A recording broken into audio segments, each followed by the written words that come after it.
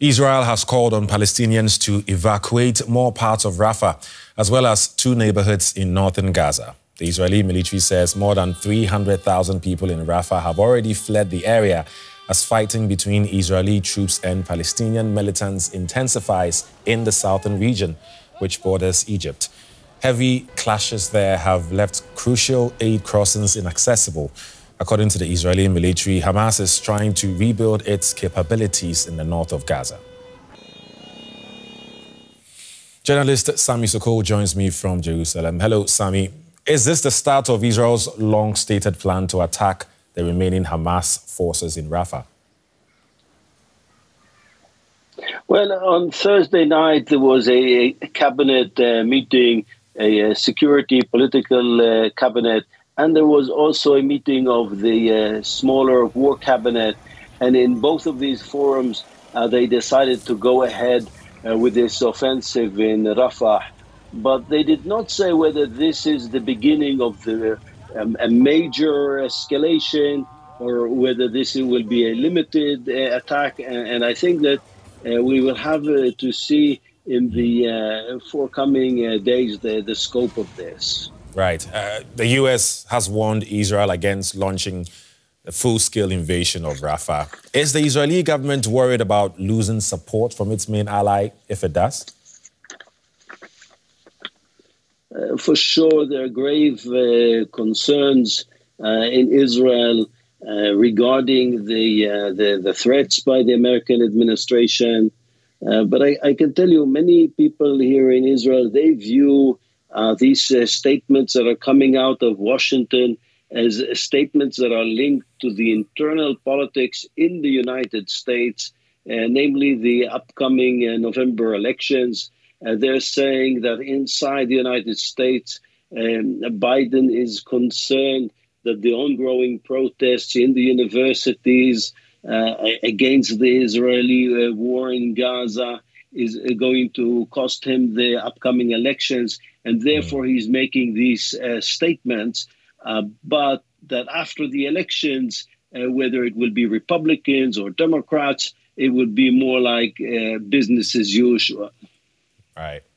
There have been more protests calling for the Israeli government to do more to get hostages released. How much pressure is the government under? Yeah, well, today the relatives of the hostages, they staged a protest in Tel Aviv in which they were putting all the blame on Prime Minister Benjamin Netanyahu. And they were saying that so long Benjamin Netanyahu is the Prime Minister of Israel, their relatives will not be released from captivity. And that the first thing that has to be done is the removal of Netanyahu. They called the other members of the government to leave this government. They're saying that this government is not acting to release the hostages, but is rather aiming at the war in Rafah. Right. And I can tell you that even though a majority of the public in Israel supports some kind of a prisoner swap, a hostage swap, the political right-wing base is actually in favor of these kinds of operations in Rafah. And this is where Netanyahu is getting his political support. DW correspondent Ibrahim joins me now from Jerusalem. Is there a sense there that this renewed evacuation order in Rafah is a sign that Israel is about to launch a major offensive there, despite international calls not to do so? Well, Israeli officials and the Prime Minister of Israel have been clear that going into Rafah is a priority for them, that Israel would continue with these plans despite, as you mentioned, international warnings from the international community not to do so, and in fact warnings from Israel's closest allies, the United States, not to do so. So far, Israel has been operating in Rafah, but with airstrikes that they claim are targeted airstrikes, but we are talking about an area that is very much densely populated, with over 2 million people sheltering in that southernmost part of the Strip. And there have been tanks, as you mentioned, at the border crossing between Rafah and Egypt on the Gaza side of the border. And certainly these new evacuation orders and the images that we're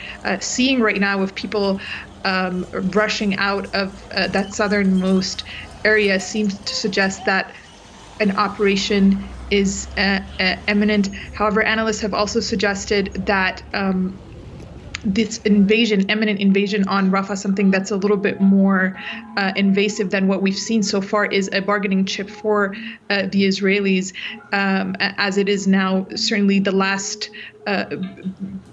what they say is the last part of the Strip where there are still Hamas battalions. So it's unclear, but certainly something that they've said, that the Israelis have said they are willing and prepared to continue with. Just out of curiosity, how did the people in Rafah get the latest evacuation orders?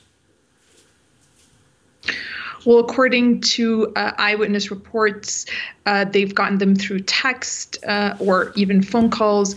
There are also leaflets that are often being dropped in these areas as a way to warn people. That's what Israel always says is its attempt to try and minimize civilian harm and to get civilians out of harm's way. But as humanitarian organizations have also been saying that this warning people when there's no real safe place to go or no place where the basic needs survival exist is useless in a way, because where are these people, these hundreds of thousands, if not millions, supposed to go in a tiny piece of land that has been under constant bombardment for almost 7 months now? Okay, that is Aya Ibrahim in Jerusalem. Many thanks to you, Aya. Now, the UN Security Council is calling for an independent investigation into reports of mass graves found near hospitals raided by Israel in Gaza. Hamas accuses Israel of killing the victims and burying them, but Israel says Palestinians buried the bodies. A warning: this report contains distressing content. Rescue workers uncover dozens of bodies at Al-Shifa Hospital. Over the past few weeks, hundreds of corpses have already been found in Gaza's north. And in the south at Nasser Hospital in Khan Yunis. People have been coming to see if their missing loved ones are among the dead.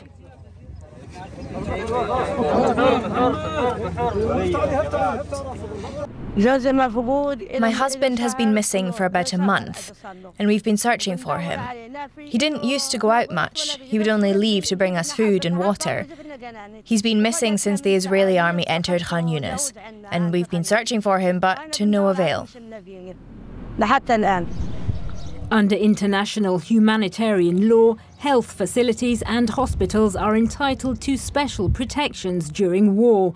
The United Nations says it's deeply alarmed by the reports of mass graves. It is imperative that independent international investigators with forensic expertise are allowed immediate access to the sites of these mass graves to establish the precise circumstances under which hundreds of Palestinians lost their lives and were buried or reburied. The families of the dead and missing have a right to know what happened. There are competing narratives around several of these mass graves, including serious allegations that some of those buried were unlawfully killed. Israel says Palestinians buried the bodies and that Israeli forces examined them while searching for the remains of hostages taken by Hamas in the October 7th terror attacks. The Hamas-run civil defense accuses Israel of killing and burying them. Israel had carried out raids in both hospitals, alleging Hamas militants used them as command centers and to hold hostages. Mass grave excavations are complex, and the sites have already been disturbed. Uncovering the truth of what happened here could prove difficult.